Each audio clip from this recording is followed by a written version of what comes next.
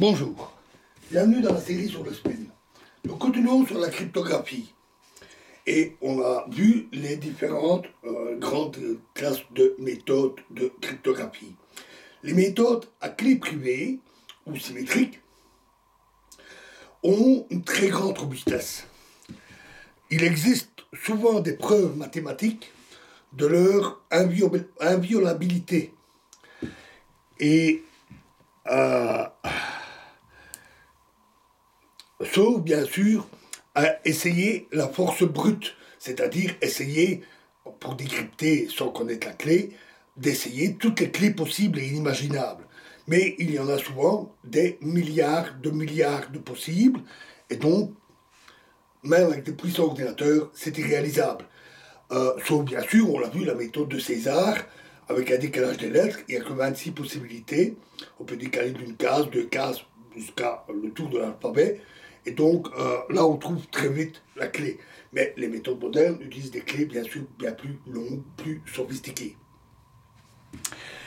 Les méthodes à clé publique, par contre, reposent sur le fait qu'une certaine opération mathématique est difficile. Cela, en fait, n'est pas démontré, bien que ça soit plausible. Il y a quand même, tournant autour de cette problématique, le fameux problème P égale NP, pour lequel $1 million est offert à celui qui démontrerait cette conjecture ou la réfuterait, et qui est lié à ces difficultés d'opération mathématique. Mais, malgré tout, avec l'augmentation de puissance des ordinateurs, on peut s'attaquer au problème par force brute, essayer des milliards de clés, et donc, avec des machines de plus en plus puissantes, ou simplement faire l'opération mathématique inverse, même si on sait qu'elle est difficile, avec une machine suffisamment puissante, on peut y arriver.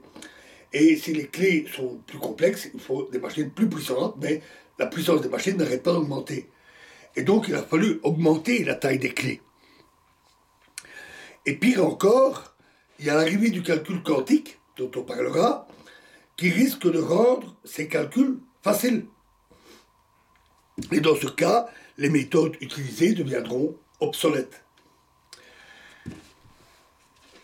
Des méthodes dites post-quantiques, d'opérations difficiles pour des clés publiques, post-quantiques qui résistent au calcul quantique existent, mais elles ne sont pas encore matures. Elles peuvent être très lourdes, très compliquées, très lentes à mettre en œuvre, et leur efficacité n'est pas toujours prouvée. Donc, il y a encore beaucoup de travail à faire dessus. On voit donc qu'il serait préférable d'utiliser les méthodes à clé privée. Malheureusement, elles nécessitent d'abord d'échanger au départ une clé privée qui va être partagée entre l'émetteur et le récepteur et qui risque toujours d'être interceptée. Les États, je parle des nations, des gouvernements, ont trouvé de longue date une solution. C'est l'échange par la valise diplomatique. Alors on n'échange pas qu'une seule clé dans la valise diplomatique, on en échange un énorme paquet qui peut alors servir pour divers échanges. Le téléphone rouge était crypté et fonctionnait selon cette méthode. Et la valise diplomatique est sécurisée, protégée, surveillée, donc il n'y a pas de problème. Ou alors on peut tout simplement échanger des clés physiquement par l'intermédiaire d'une personne de confiance. Mais ces moyens sont inutilisables pour les échanges via Internet et pour les besoins de la cryptographie qui sont devenus énormes.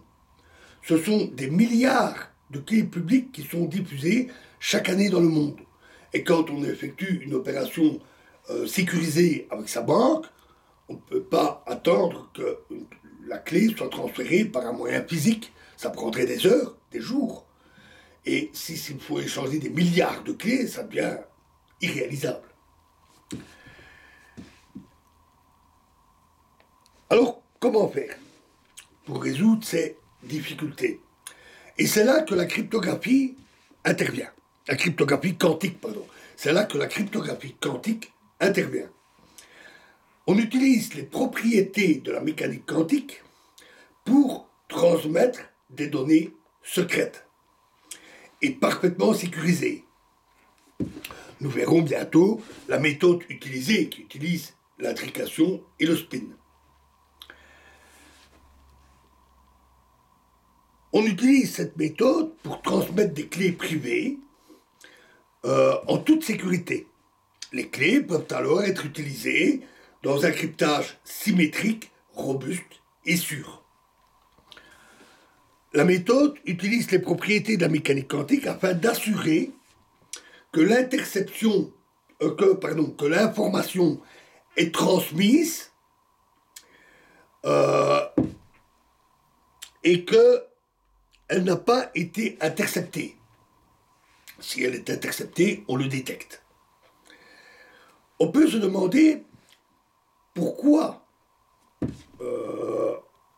on transfère ainsi des clés privées et pas les messages eux-mêmes.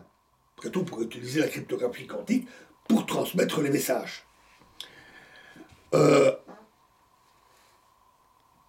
Et cela éviterait d'utiliser des protocoles de cryptage classiques pour la cryptographie. Il y a à cela deux raisons. Premièrement, la transmission de données sécurisées par un canal quantique n'est pas du plus rapide. C'est lourd et lent. En tout cas à l'échelle de ce que l'on fait habituellement avec l'informatique. Et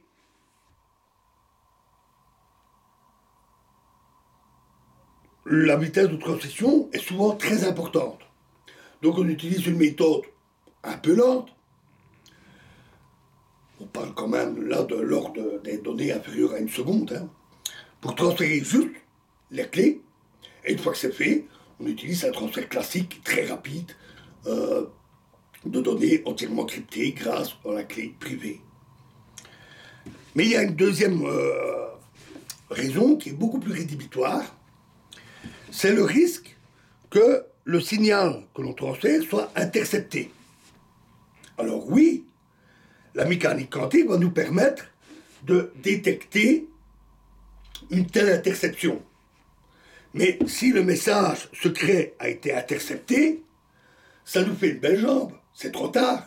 On transmet le message secret, et puis on dit « Ah zut, il a été intercepté ». Ben, c'est bien, on le sait, mais c'est trop tard, il a été lu. Donc, et même une partie seulement du message pourrait avoir de graves conséquences sur la sécurité. Pensons aux données médicales, aux données financières, des choses de ce genre. Tandis qu'avec des clés elles-mêmes, ce n'est pas grave. Si on constate que la clé a été interceptée, on se contente de jeter la clé, d'en créer une nouvelle et de recommencer. Et dès qu'on a une clé qui passe de l'émetteur au récepteur sans être interceptée, les protocoles classiques alors garantissent une transmission des messages de manière confidentielle. Cette fois-ci, s'il y a interception, c'est un fichier illisible que le pirate ne pourra pas décrypter.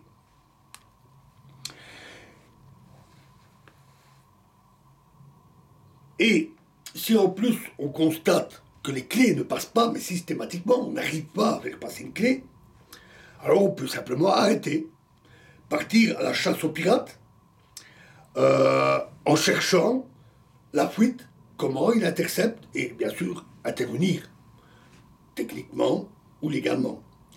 Et cela sans avoir dû transmettre le message et risquer qu'il ait été lui aussi intercepté. Voilà donc le principe de cette cryptographie quantique, sa raison d'être. Dans la prochaine vidéo, nous commencerons à aborder les protocoles quantiques pour la cryptographie quantique. Je vous remercie.